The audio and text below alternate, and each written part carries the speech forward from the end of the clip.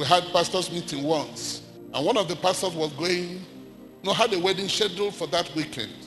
I don't know why God spoke to me and said, hey, ask him, that girl, is she pregnant? So I asked him, hey, old boy, we're about to join you to a girl. Is she pregnant? And he looked into my eyes and asked me, what stupid question is that? And I said, it's a question that requires answer. Can you find an answer to that question? He said, you're finding my trouble. Well, that is not the right answer. Can we send for the girl? He said, you dare not. Why not? So we sent for the girl. She came. Hey, young girl, are you pregnant? And she asked me, hasn't he told you I'm already pregnant? And the man said, now, the thing you were looking for, you have found it. No, that was the wrong reaction. The right reaction is, I'm sorry. That, my friend, was simply defending himself unnecessarily. Because the same day, we had another man who raised his hand and said, well, Reverend, you don't know my case, but I have a confession to make. Last night, my mother-in-law died, and they sent my wife to spend the night with me, and we committed fornication.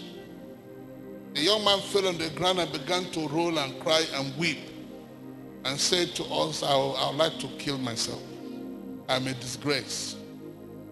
I am a letdown. I want this life to end. Ask God to take my life.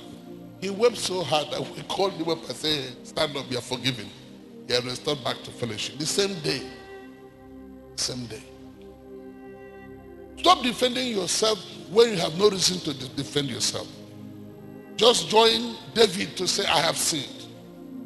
When God asks Adam, where are you? All he needed to say was, Father, I have sinned. He said to God, okay, God, now you got in trouble. I did where I did, bring this woman and put me inside trouble. That was not the right thing to say.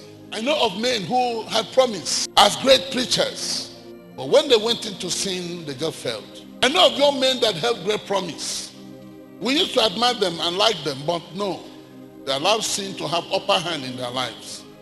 But not only the sin, their refusal to say to God, I am sorry. If only Samson had listened to his father, the champion of Israel could not have become a clown. The question I have for you this night is, who corrects you?